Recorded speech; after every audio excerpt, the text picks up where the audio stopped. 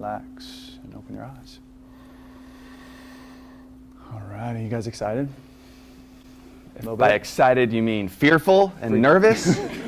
Freaked out? Yeah, a little freaked out. Such a mixture of feelings happening right now. It is always that way in every training that we do, and every training we've been involved in. There's always this idea of you need to be at a different level. Feel like when you signed up for the teacher training, you're feeling like, well, or even just before, like my practice isn't good enough. I've never meditated in my life. I have this, all the reasons why not, right? All the reasons why not. And so we come in and we're like, they're gonna know I haven't meditated before. They're gonna know I didn't step up my practice before the training. They're gonna blah blah blah blah. And so we have this anxiety, a little bit of anxiety, like this fear that we need to be at a different level than we are, right? Yeah, it's interesting. And really, first, thank you for being here. Like the time and the energy and the effort that you put in just to get to this point, and the amount of time and energy and effort that it's going to take from this point till August it doesn't fall deaf on us. And so I really want to say thank you for trusting in us. The teacher training, typically you only do it once. So we got one shot at this. We'll try not to fuck it up. But the reality is, I just want to acknowledge, some of you have been planning this for years. Years it's been on the radar of like, is this going to be there? No. Is this going to be there? No. And some of you, 2 days ago, were like, I'm doing a teacher training. I'm signing up. This is the one. I'm going to do it right now. Right? And so we honor all of your efforts and commitments to be here. And it's really important and to really recognize whatever anxiety, whatever fear that you're feeling, it's totally natural and everyone else feels it. What you think is so unique, like, oh, it's just me, like I didn't get my handstand down, I didn't get my forearm balance down, all the stuff that I think means what it means to be a teacher, like a teacher. This is interesting. How many of you, once you knew you were going to do this, started practicing more? Yeah, raise your hand high. Raise your hand high. Started practicing, watching videos. Like you started, all right, maybe not practicing, but you started studying and looking at information more. Raise your hand. Isn't that interesting? Before you even step foot in day one of a teacher training, your identity shifted, right? All of a sudden, you were like, whoa. When you said yes, you became a teacher in your mind, kind of. Meaning you were like, well, what does it mean to be a teacher? Well, I'm about to become like a teacher. I'm going to this teacher training. That means I have to consume more information. I have to get smarter about yoga. My practice has to get better. Maybe I start a meditation practice. We're going to talk about identity a lot. It's probably the common thread through this whole training is who we believe ourselves to be. Who are we? Really, who are we? And it seems like a very superficial question, but when you really start like navigating through all the stuff that you're not, it goes really deep to the core of what yoga is actually designed to do for you, is to shift how you feel about yourself and like who you actually are. We're not going to go into the details of that yet, but it's important to recognize that that shift has already started happening for almost all of you the moment you said yes to this, right?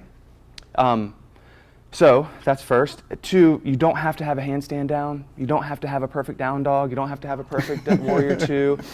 We don't, like, this is the tension we live in is, it is about the postures, only in as much as what it does for the body and what it does for the mind. And it's totally not about the postures at all. In fact, if you take yoga back far enough, it had nothing to do with a warrior 2, an up dog, or a down dog. 0. But what's so valuable is that what these postures do for us helps us, aids us in the experience of what yoga is meant to do for us. And so what we're going to really offer in this training is, like, it is our job to get you better, if that's what you want, at your asana practice. And to help you recognize that if that is where it ends, then you're missing like the rest of the iceberg that's underneath the water that actually does more transformative, has more transformative impact in your life than anything else. That sound good? It means we're going to have to go deep, and we're going to have to talk about a lot of shit that's uncomfortable. But we'll tell our story first. The value of the group that we have is that all of your experiences, the diversity, the amount of like history that you all are bringing to it adds a level of depth that we could never go to. And so if you were like, oh my God, there's so many fucking people here. I think I chose the wrong one. I want like the 4 or 5 one, right? You don't. There's a reason there's only 4 or 5 people in those. My point is, no judgment. I'm just saying, what you have to be able, and the way we organize this is that you're going to be learning from each other as much as us. And so, like, look at the people around you as an asset to be able to, like, dive into experiences and history so that you can frame your life differently, because you're no different than them.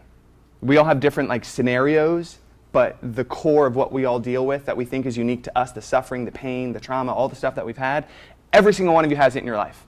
We have it in our lives. And we're going to, like, open up the book and let you know about all of our shit. Does that sound good? It'll normalize it, it'll ground it a little bit. Yeah. Raise your hand if you are interested in teaching after this.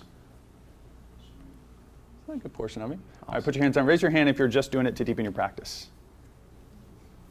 Okay, cool. You're in the right place either way.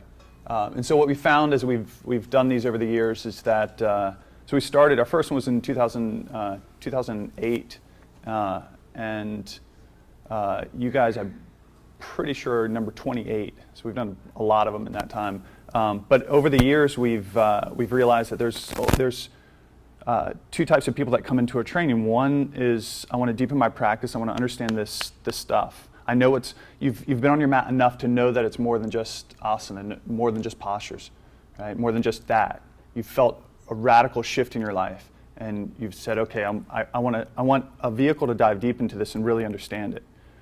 And then some of you had that same experience where you're like, I'm ready to share this stuff. This is so powerful. I want to have other people, I want to know how to share this with everybody.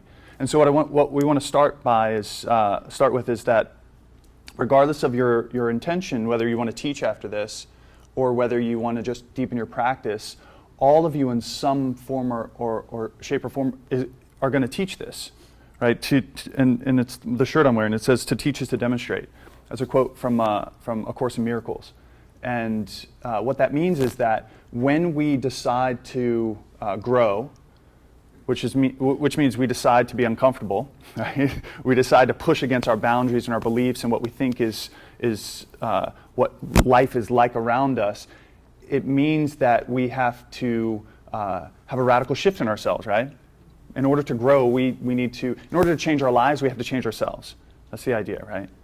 And so what you're doing is saying, you're putting your hands up, coming into this experience saying, I'm ready to change. I'm ready to grow. I'm ready to be uncomfortable, right? The cool part about it, guys, is once you shift and change, you start to be an example for every single person in your life.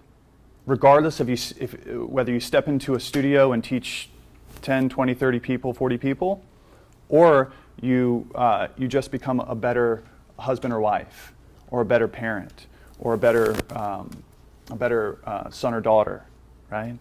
You end up being such an example. The shift that you make in your life becomes such an example for the people around you that you become a teacher regardless of whether you wanted to be a teacher or not. It just happens. And this goes back to what Chris was saying. We learn from each other. We learn how to be from looking at the people around us, right? The idea of an isolated human being really doesn't exist. Right? We learn by looking around us, and so regardless of your intention, you're in the right place. Right? We're going to get you really good at asana. We're going to get you really. We're going to dive deep into meditation. We'll get you to understanding that and feeling that out, and then we're going to dive deep into some personal development skills that Chris and I have been using for almost a few decades now, and they work in our lives. And so we'll share what we know with you guys. Does that sound good?